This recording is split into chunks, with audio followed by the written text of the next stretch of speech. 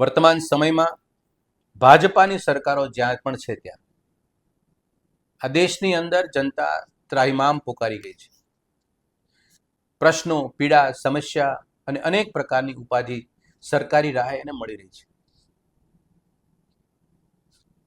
આ દેશમાં આ ભાજપાની સરકારો બની પહેલા 60 વર્ષ સુધી આ દેશની પ્રબુદ્ધ જનતાએ એમને સત્તાથી દૂર રાખ્યા.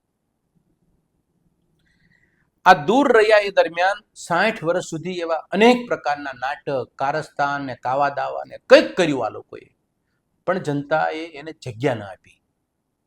આ સત્તાને લાયક નથી. આ સમજ આ દેશની જનતાની સ્પષ્ટ હતી, પરંતુ સીધી રીતે જનતાને પોતાનો જે વાત છે એ ગળે ઉતારી ન શકે એ કારસ્તાનનો સહારો લીધો, નાટકોનો સહારો લીધો, એવા મુદ્દા ઉઠાવ્યા. એમાંનો એક મુદ્દો છે ધાર્મિક અને ગાય માતાની આસ્થા સાથે જોડાયેલો. ગાયના પ્રતીકને હિન્દુ ધર્મ, હિન્દુ સમાજ એને આસ્થાનું અને એક પૂજ્ય ભાવથી જોવે છે. આ મુદ્દો લઈ અને દેશની મોટી સંખ્યાને અભિભૂત કરી અને એના નામે મત માગવા માટેનું એક નાટક શરૂ કર્યું. આપણે સૌ આસ્થામાં અને શ્રદ્ધામાં માનનારા લોકો છીએ, વિશ્વાસ મૂકીએ છીએ, અને આ લોકોએ ધીરે ધીરે જનતામાં જગ્યા કરી. પરંતુ ગાય માતા એ પણ વિચારતી હશે કે એક વખત કોઈ એવી રાજકીય પાર્ટીનો જન્મ થશે આ દેશમાં, ભારત જેવા દેશમાં, કે જે મારા નામે રાજનીતિ કરશે, મારા નામે મતો માગશે,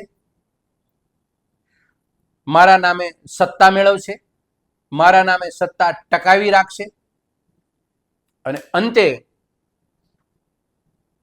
એ ઘમંડી અને પાખંડી રૂપનું ધારણ કરશે અને મારા પોતાના અસ્તિત્વ ઉપર સવાલો ઊભા કરશે અને અમને ભયસ્થાનમાં મૂકી દેશે. આ કદાચ ગાય માતા આ વિચારતી હશે, કારણ કે આજની તારીખે ગાય માતાની પરિસ્થિતિ સૌથી નાજુક છે અને 80% લોકો આ દેશમાં હિન્દુ જનતા છે અને એના દેશની અંદર હિન્દુના ઠેકેદારો છે, સત્તા સ્થાને છે. અને એ ઠેકેદારો જ્યારે સત્તા સ્થાને આવ્યા ત્યારે સૌથી પહેલું વચન ગાય માતાને રક્ષાનું આપ્યું હતું. કતલ ન થાય, હત્યા ન થાય, આવા વચનો આપી અને જનતા અભિભૂત થઈ અને મત આપ્યો છે. આ મેં વાત ત્રીજી વખત કરી રહ્યો છું કે ગુજરાતની કે દેશની જનતાની સામે, કે ગાય માતા એ મુદ્દો નથી, રાજકીય મુદ્દો નથી. ગાય માતા એ હિન્દુ ધર્મની આસ્થાનું પ્રતીક છે. લઈ આવ્યું કોણ? ભાજપા, અને ગાય માતાને સત્તાનું પ્રતીક અને કેન્દ્ર બનાવી દીધું. થોડીક આપણે આપણામાં વિચારવાની જરૂર છે કે રાજનીતિજ્ઞ પરિસ્થિતિની અંદર કોઈ મુદ્દો આ લોકો પાસે નહોતો અને આ મુદ્દો એને મૂક્યો છે. આપણે એનેથી ચેતવાની જરૂર છે, પણ આપણે ખબરદાર નથી. હવે ખબરદાર બનવાની જરૂર છે. મુદ્દો એ કહું કે સંઘ જનસંઘ કે ભાજપાના નેતાઓને આજનું પરિણામ જે આવે છે એ સાબિત કરે છે કે આ લોકોને ગાય સાથે કોઈ સંબંધ જ નહોતો. અને ઇતિહાસે લખેલું છે પાછું, અને ઇતિહાસમાં આધારો બને છે.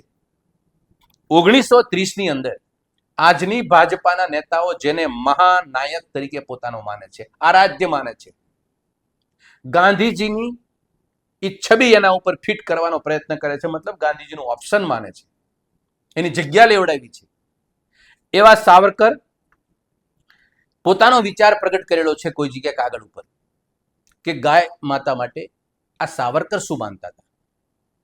મરાઠીમાં એક ભાલા નામનું એક જર્નલ બહાર પડે છે, એ વખતે પડતું છે કદાચ. એમાં એક મુદ્દો હતો, એક ટોપિક હતો, ગાયની પૂજા કરે તે સાચો હિન્દુ. આના ઉપર પોતાના પ્રભાવો અને પોતાના વિચારો મૂકેલા છે. જે પોતે માનતા હતા એવું માનતા હતા કે ગાય એક ઉપયોગી પ્રાણી છે, એ પાલતુ પ્રાણી છે, એની પૂજા ન કરાય, એ પૂજનીય તરીકે એને સ્વીકારાય નહીં. ગાય સંપૂર્ણ બુદ્ધિહીન છે, એમ પોતાના ગોબરમાં આલોટતી હોય છે, એને એ પણ ભાન નથી. ગાયને માતા તરીકે સ્વીકારવી અને માતા માનવી એ માનવ જાતિ માટે નીચો દરજ્જો લઈ જવા જેવી બાબત છે. અને જો આપણા દેશનું સૈન્ય જો ભૂખ્યું રહેતું હોય તો સૈન્યો માટે ગાયને કાપીને એને ખોરાક આપવો.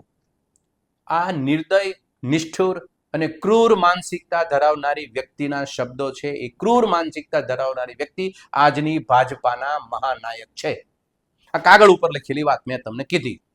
હવે મુદ્દો એ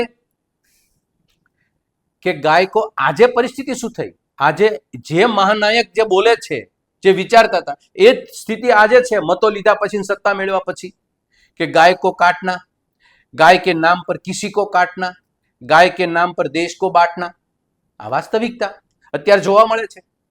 ભારતીય જનતા પાર્ટી સંઘ જનસંઘના પરિવારમાંથી જે આવે છે એ લોકોની માનસિકતા ગાય પ્રત્યે કેવી હતી એ એના મહાનાયકે બતાવી દીધી. અને એ મહાનાયકે બતાવી દીધી પછી 1930ની અંદર અને આ છેલ્લા 30 વર્ષમાં ગાય એ ચૂંટણીમાં રાજનીતિનો મુદ્દો બનાવી અને મતો મેળવી લીધા. એ સાચા હતા કે આ સાચા હતા?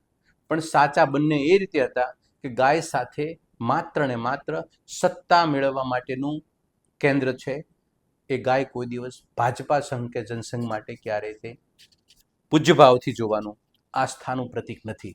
મારો આખો આ વાત કરવાનો જે મુદ્દો છે, જે તાત્પર્ય છે મારું, એ છે કે એક હિન્દુ પ્રજા તરીકે આપણે જે છેતરાવાનું જે શરૂ કર્યું છે આવા લોકો સામે કોઈને કોઈ ભાવનાત્મક કે ધાર્મિક મુદ્દાને આધારિત એમાં આપણે 3 વખત સચેત બનવાની જરૂર છે, ખબરદાર બનવાની જરૂર છે.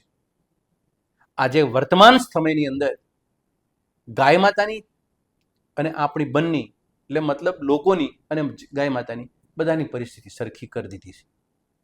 એટલે ચેતીએ અને દંભી, ઢોંગી, પાખંડી અને ક્રૂર નિષ્ઠુર માનસિકતાવાળા જે કોઈ આગેવાનો કામ કરતા હોય, સત્તા હોય, એને બહાર ફેંકી દઈએ. આભાર.